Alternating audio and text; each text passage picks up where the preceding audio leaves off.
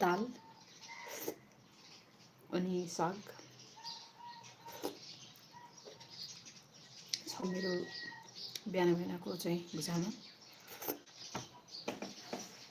जहिले पनि जानुभन्दा अगाडि चाहिँ म मामुलाई एकलट कल गरिसकेपछि मात्रै खाने मान्छे हो। आज मामुको व्यस्तताको कारणले गर्दाखेरि मामुले कल उठाउन सक्दैन, सो मैले चाहिँ मामुलाई इन्फर्मै नगरिकन बुझा खाइरहेको छु। एकदम तातो तातो भइरहेछ, एकदम नै। अनि आज चाहिँ फर्सी है, फर्सी भएन भने त मलाई हुँदैन। एकदम नै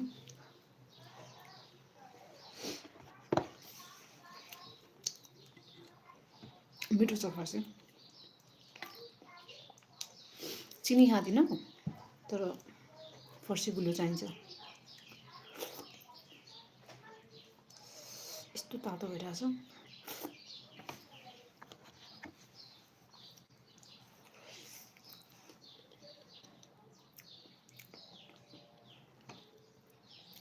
हिजो बिदा भएर के गर्नु, कामै लाग्यो।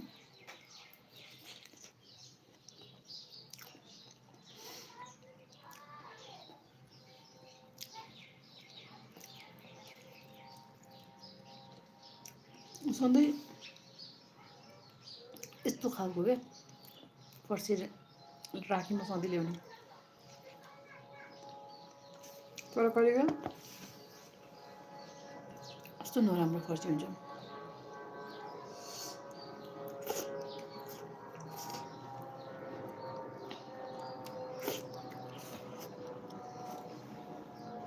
अघि नै आउने मान्छे म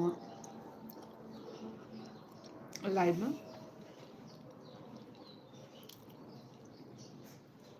पेट्रोल रिफिल गर्नु गएको थिएँ कि म, त्यो भएको हो।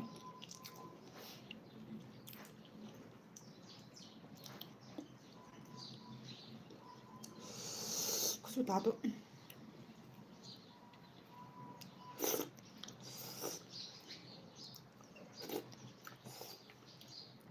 कसैलाई अचम्म लाग्छ होला है, के गरे होला भन्ने चाहिँ नअचम्म हुनुहोस् न। म ब्लगर हो क्या, अरू मेरो ब्लगले मैले प्रिपेयर गर्न पाएको छैन होइन। एकदम त्यस्तै स्केड्युल टाइट स्केड्युलको कारणले गर्दाखेरि त्यही भएर चाहिँ म चाहिँ उसमा छु, लाइभमा छु। अहिले चाहिँ म भुजा खाइरहेको छु, खास गरी भने दही छ।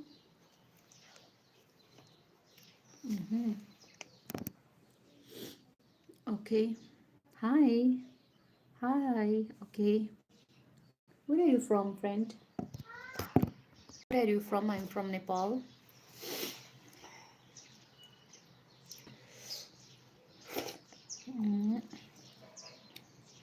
Okay. I'm once again enjoying my life.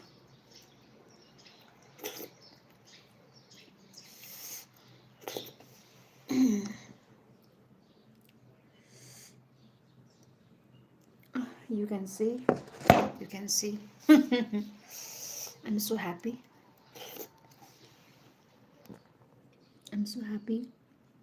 I'm having my, what to say. I'm having my lunch. Exactly this early in the morning, but I'm having my lunch. It's too hot. I can't exactly tolerate it.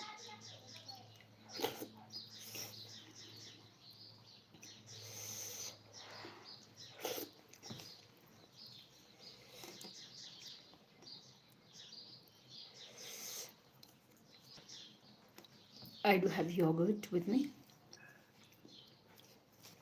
and also banana.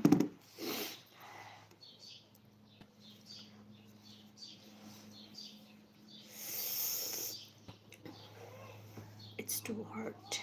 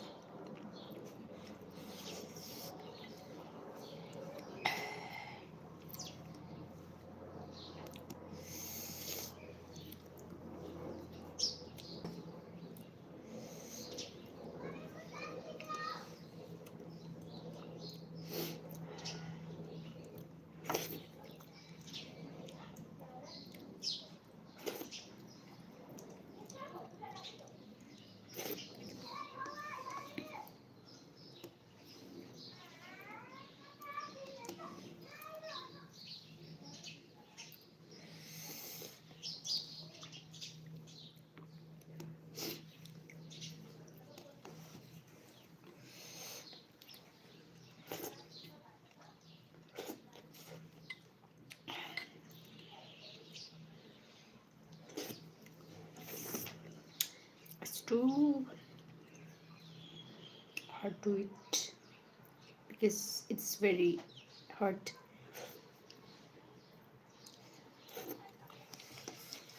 Mm.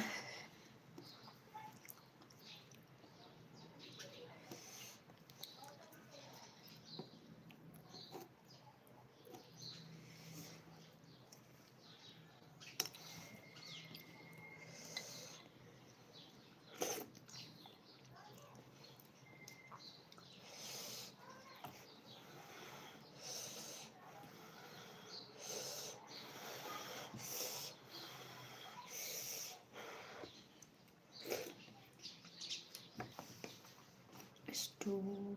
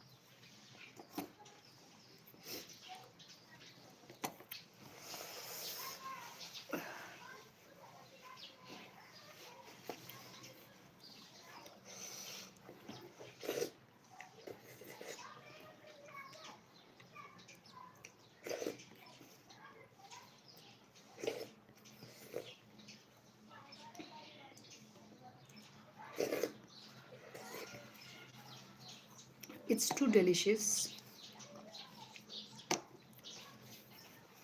It is actually prepared by mom, you know.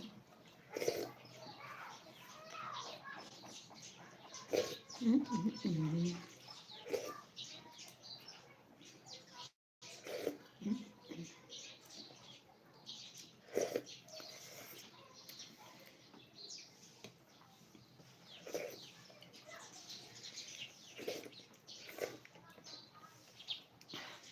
You can see what I'm doing.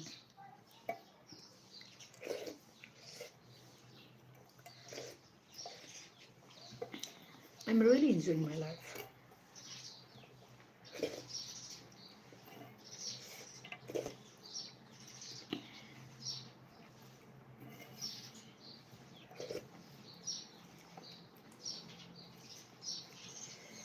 And this is the morning schedule. I'm having my lunch, breakfast, whatever. Okay, it's almost done. Okay, okay.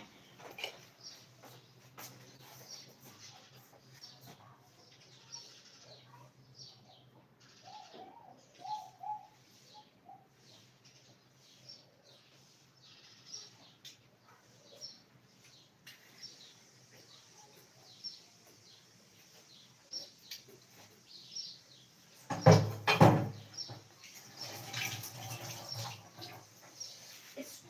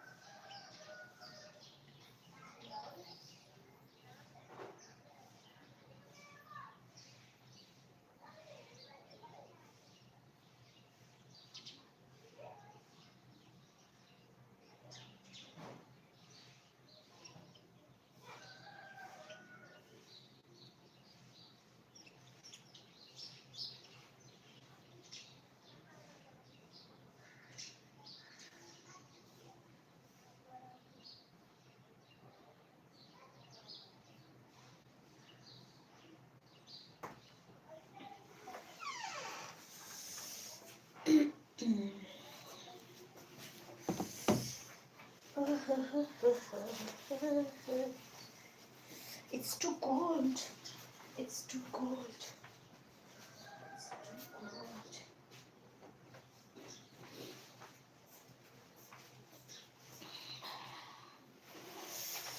Hi, everybody.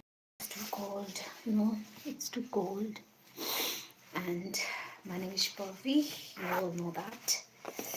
And I am from Nepal. And yeah, the main purpose of coming to this very live streaming is to make you feel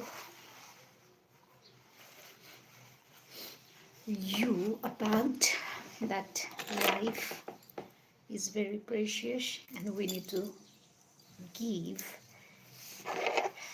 attention to the ways that we are always going through. Okay, yeah,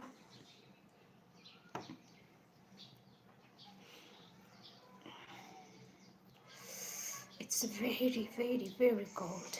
It's very cold.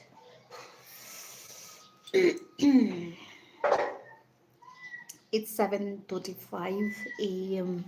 in the morning in Nepal.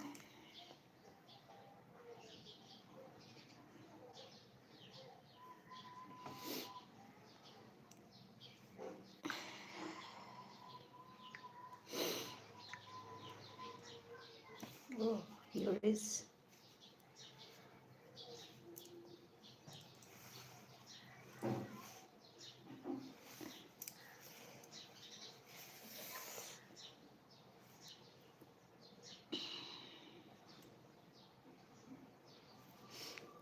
And right now, I am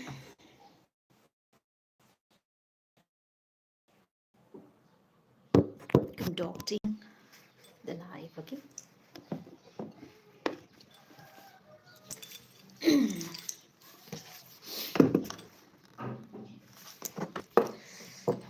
Ah, it's very cold. And you can see, I'm eating yogurt. I'm eating bananas, okay? It's very good for our health. So, okay, it's already 7:37 a.m. early in the morning. And I'm timing again, conducting the program that I am, personally feel, I just personally feel that this moment must be shared with you all, okay? All people are busy like me. What about you? Where are you watching this live session? Don't be confused. Don't be irritated. Don't be stressed. Don't be panic. Just provide your time, precious time. The way we are leading our life must be appreciated by ourselves. Okay, if we do not appreciate, if we do not take our life positively, then we will not have that peace of mind. We don't have that much strength and that much positivity inside our soul, our heart, our brain, body. Okay, because of that very reason also I am always very much busy and very much schedule in this way. um, I'm having yogurt and banana, as you have already there for me wearing. Okay,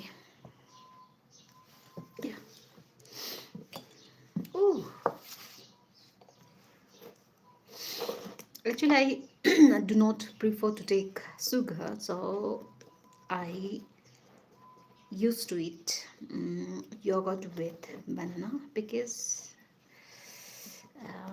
banana is sweet and I should not add artificial sugar on it. Okay, okay, let's enjoy with me.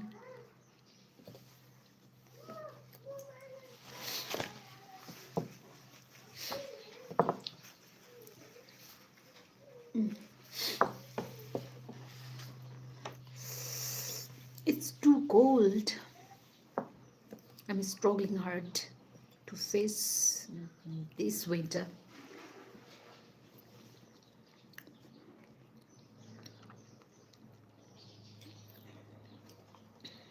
After having this, I will again going to plunge into the reading session.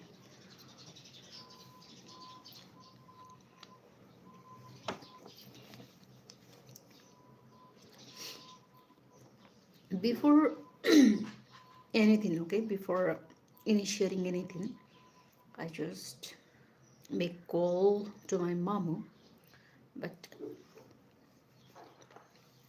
today she might be busy, and because of that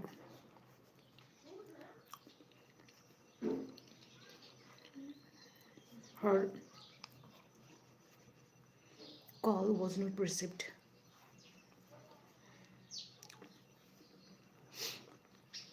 Mm, it's very beneficial to have yogurt with banana mm, early in the morning, okay.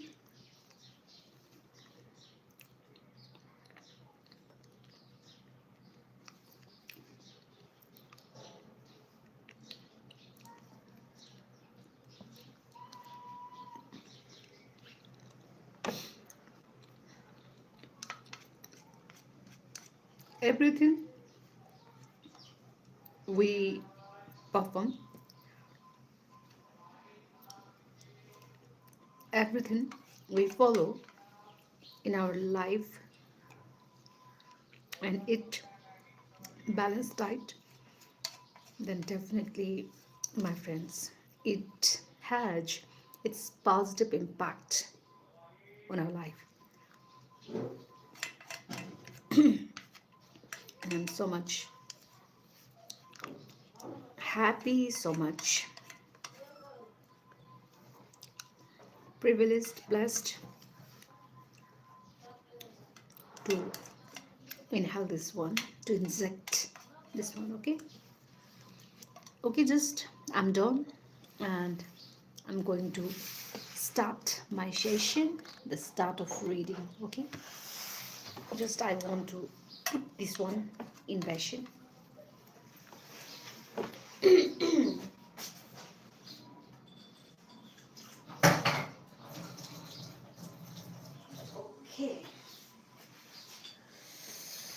Okay. Okay.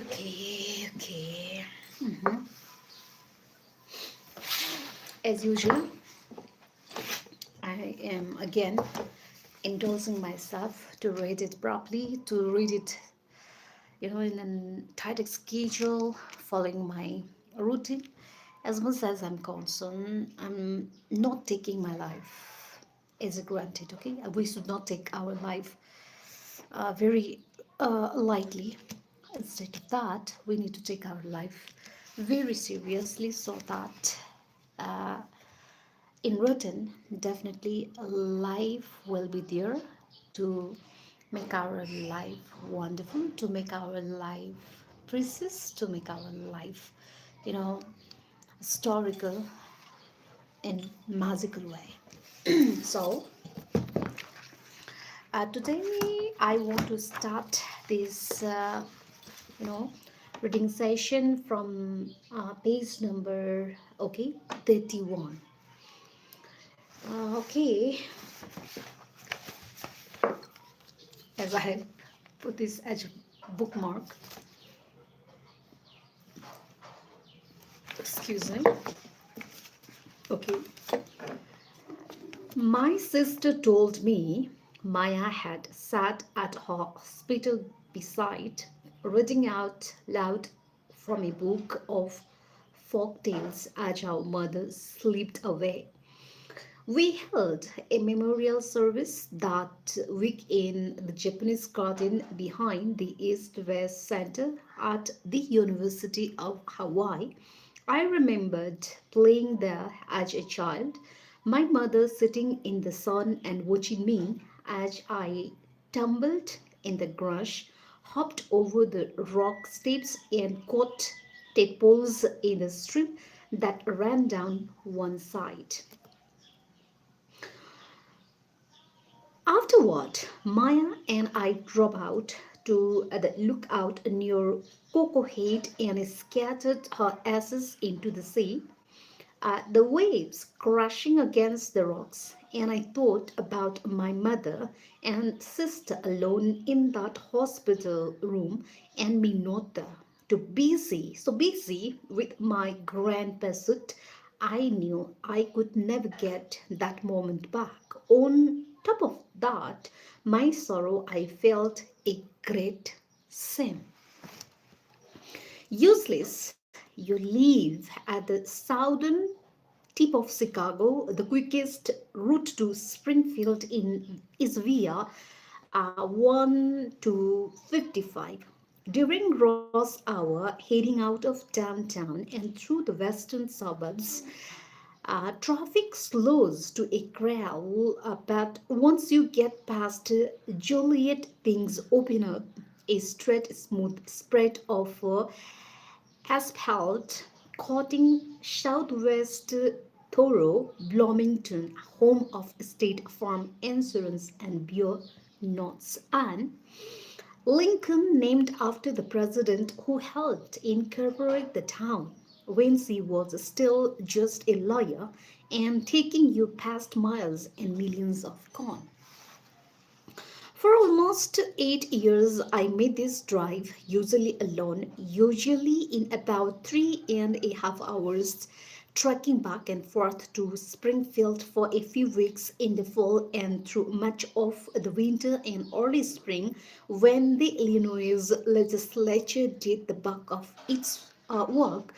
I would drive down Tuesday night after dinner and get back home Thursday evening or Friday even morning. Cell phone service dropped about an hour outside of Chicago, and the only signals that registered on the dial after that were talk radio and Christian music stations.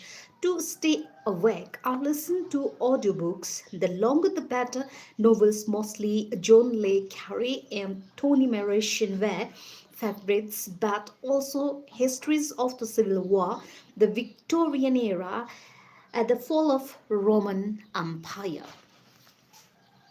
When asked, I would tell spectacle friends how much I was learning in Springfield, and for the first few years, at least it was true. Of all 50 states, Illinois best represented the demographics of the nation, home to a teeming metropolis, sprawling suburbs, a farm country, factory towns, and a downtown region considered more southern than northern. On any given day, under the high dome of Capitol, you would see a cross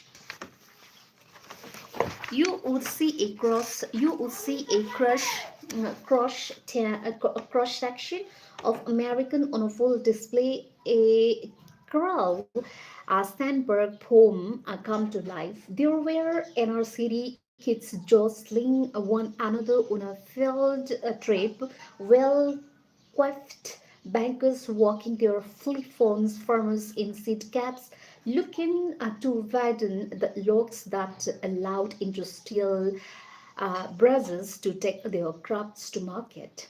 You would see Latina moms looking to fund a new daycare center and middle-aged biker crews complete with modern chops and leather jackets trying to stop yet another legislative effort to make them wear helmets.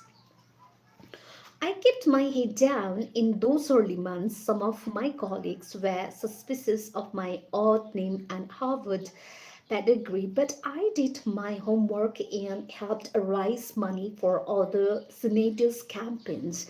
I got to know my fellow legislators and their staffers not just in the Senate chamber but also on the basketball court and got golf outings, and during the weekly bipartisan poker games were organized with a $2 three-rise limit. The room thick with smoke, trash talk, and the slow whiz of yet another beer can being opened. It helped that I already knew the Senate minority leader, a hefty black man in his 60s named Emil Jones. He had come up through the ranks of one of the traditional ward organizations under Dalit senior and represented the district where I had once organized. That's how we first met. I had brought a group of parents to this office demanding a meeting to get a college prep program funded for area youth. Rather than stiff arm us, he invited us in. You may not know it, he said, but I've been waiting for you all to show up. He explained how he had never had a chance to graduate from college himself. He wanted to make sure more state money was steered to neglect it. Black neighborhoods, I am gonna leave it up to you to figure out what we need, he told me with a slap on the back as my group left his office. You leave the politics to me. Sure enough, Emil got the program funded in my and our friendship carried over to the Senate. He took in odd pride in me and became almost protective of my reformist ways. Even when he badly needed a vote on a deal, he was cooking up getting riverboat gambling licensed in Chicago was a particular obsession. He would never squeeze me if I told him, and I couldn't do it through. He wasn't above uttering a few choice courses as he chased off to try someone else. Bharat's different. He once told a staffer he is going places. Now, for all of my diligence and emails good well, rather of us could change one stark fact. We were in a minority party, Republicans in the Illinois. Senate had adopted the same compromising approach that Navate Gingrich was using at the time to neuter Democrats in Congress. The GOP exercised absolute control over what bills got out of the committee and which amendments were in order. Springfield had a special designation for junior members in the minority like me mushrooms because you are fed, sit and kept in the dark. On occasion, I found myself able to accept significant legislation. I helped make sure Illusion's version of the National Welfare Reform Bill signed by Bill Clinton provided sufficient support for those transitioning to work in the wake of one of the Springfield's perennial scandals. Emil assigned me to represent the caucus on a committee to update the ethics laws. Nobody else wanted the job, figuring it was a lost cause, but thanks to a good rapport with my Republican counterpart, Crick Dilliard, we passed a law that curbed some of more embarrassing practices, making it impossible, for example, to use campaign dollars for personal items like a home edition or a forecourt. There were senators who didn't talk us to for weeks after that. More typical was the time toward the end of the first session when I rose from my seat to oppose a blatant tax giveaway to some favorite industry when the Senate was cutting services for the poor. I had lined up my facts and prepared with a thoroughness of a courtroom lawyer. I pointed out why such unjustified tax breaks violated the conservative market principles Republicans claimed to believe in. When I sat down, the Senate President Pitt Phillip, a beefy white-haired ex-Marion, notorious for insulting women and people of color with remarkably casual frequency, wandered up to my desk.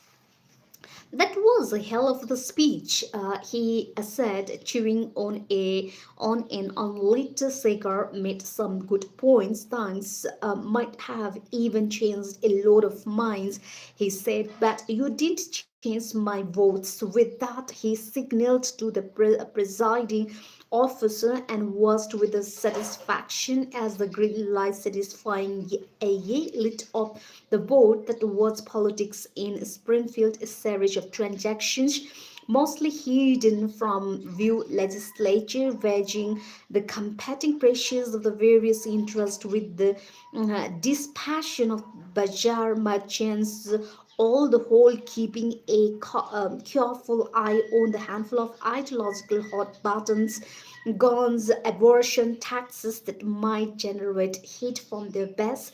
It wasn't that people didn't know the difference between good and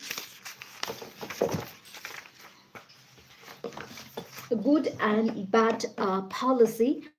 It just didn't matter. What everyone in Springfield understood was that 90% of the time the voters back home were not paying attention. A complicated but worthy compromise, balking party orthodoxy to support an innovative idea that could cost you a key endorsement, a big financial baker, a leadership post, or even an election. Could you get voters to pay attention? I tried. Back in the district, I accepted just about any invitations that came my way. I started writing a regular column for the Hyde Park Herald, a neighborhood weekly with a leadership of less than 5,000. I hosted town halls, setting out refreshment and stacks of legislative updates, and then usually sat there with my lonesome staffers looking at my watch, waiting for a crowd that never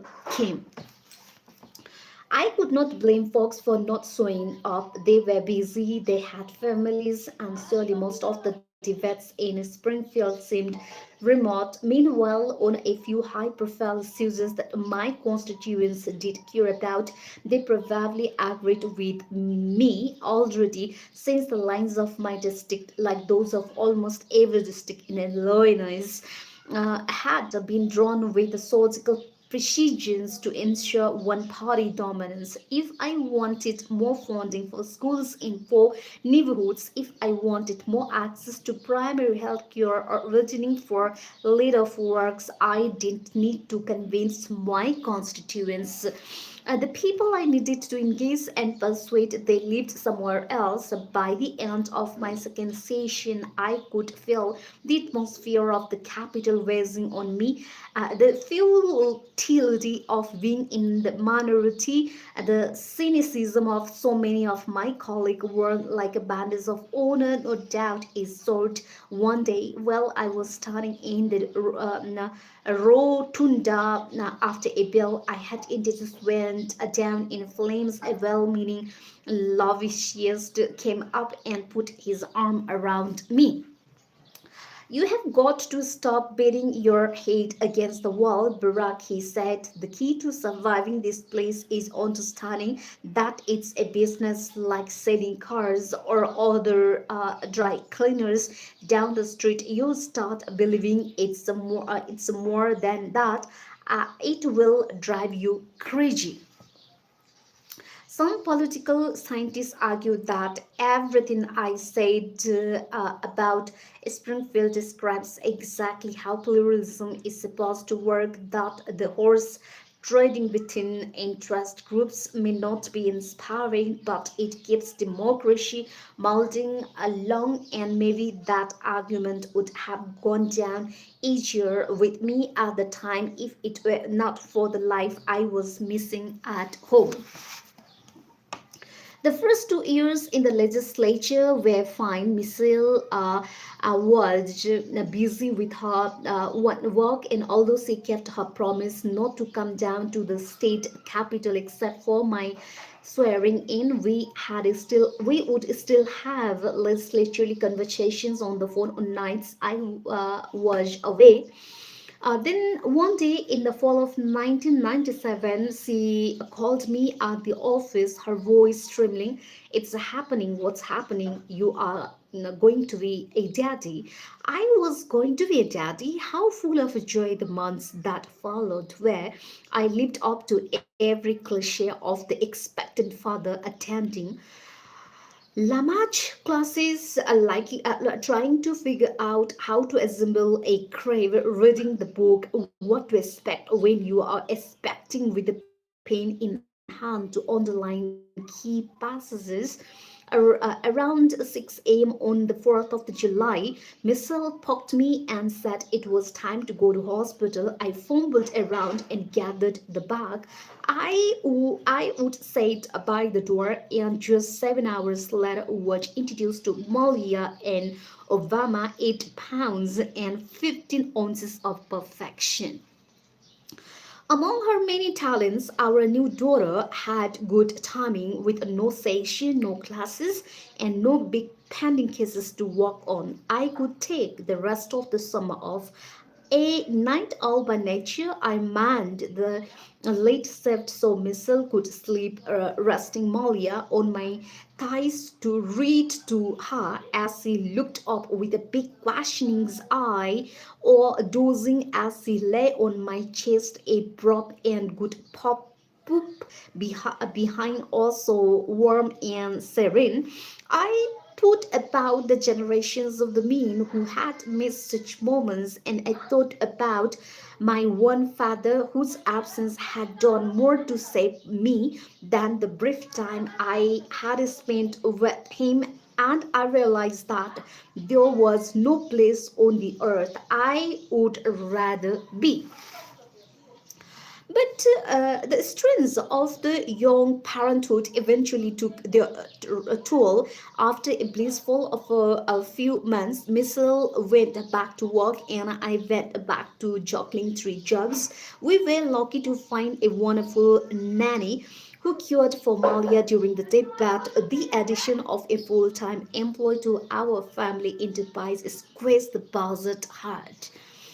Missile bore the brunt of all this settling between mothering and work, and convinced that she was doing either job well. At the end of each night, after feeding and bath time and story time and cleaning up the apartment and trying to keep track of whether she had picked up the dry cleaning and making a note to herself to schedule an appointment with the pediatrician, she would often fall into an empty bed, knowing the whole cycle would start all over again in a few short hours while her husband was off doing important things.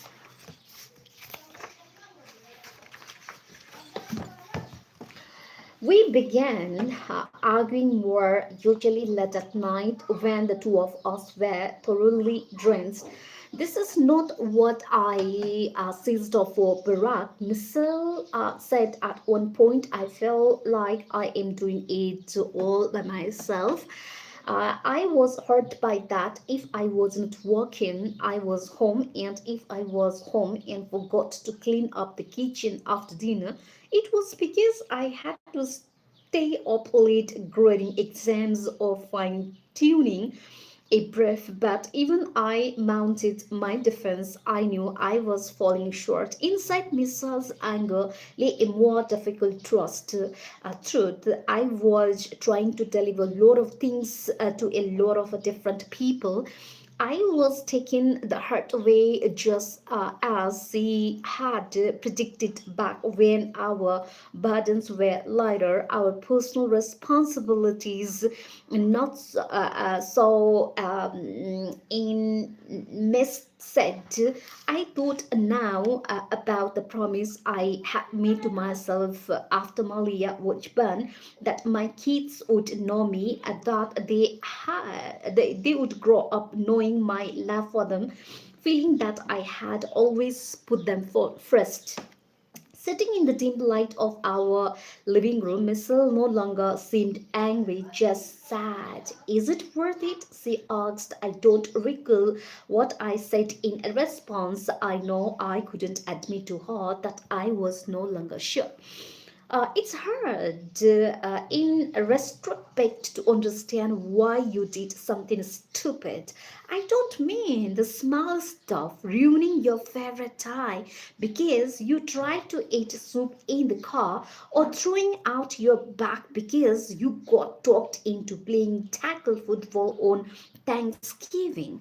I mean, dumb choices in the wake of considerable deliberations, those times when you identify a real problem in your life, analyze it, and then, with utter confidence, come up with precisely the wrong answer. That was me running for Congress. After numerous conversations, I had to concede that Michelle was right to question whether the difference I was making in Springfield justified the sacrifice rather than lightening my load.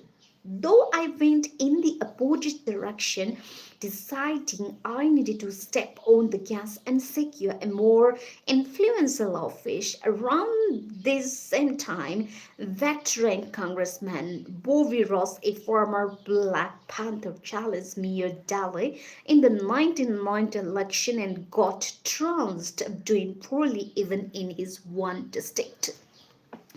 I thought Ross' campaign had been uninspired without a rationale other than the vague promise to continue Harold Washington's legacy. If this was how he operated in Congress, I figured I could do better. After talking it over with a few trusted advisors, I had my staff Jerry and in-house poll to see whether a race against Ross would be viable.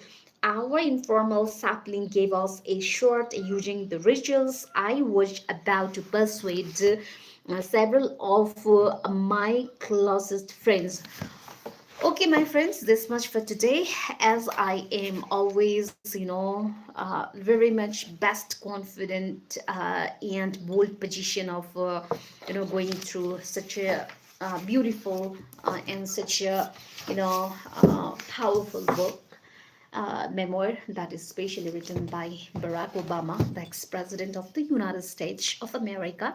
Whether I go for the books written by the president of United States, or the book by from different fields or a spectrum of life, these books have its one mission, or the profound mission and the purpose is to make you people understand about the value of yourself. Okay, and my blessing from my side, blessing from my dadu mamu, and definitely the blessing from Paspati Nath will always bestow upon you, bestow upon Osh. Then thank you so much. Stay always privileged for what you are. Okay, don't be panic, don't be stressed, and don't be so much inferior, becoming yourself. Okay, and I want to say goodbye. I want to wrap up the program right now. And thank you so much, Tikkard Kasa, Puran Banu, Kajil Jaman, uh, Mandokil, and Tahir Hussein Ratir. Okay, thank you so much for such a appreciation for being with me. Okay, thank you so much. It's already 8 9 a.m. in the morning. Okay, bye, take care. Bye, take care. Thank you, everybody.